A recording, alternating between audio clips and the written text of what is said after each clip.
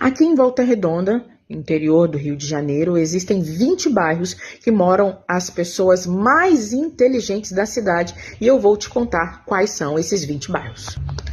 Número 1, Açude 2. Número 2, Belo Horizonte. Número 3, Aterrado. Número 4, Brasilândia. Número 5, Belmonte. Número 6, Padre Jósimo.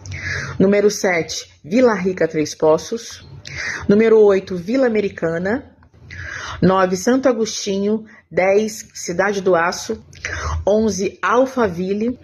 12, Roma. 13, Ciderlândia. 14, São Sebastião. 15, Jardim Amália. 16, Ponte Alta. 17, Água Limpa.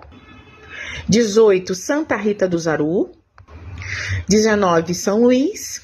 E 20, Jardim Europa.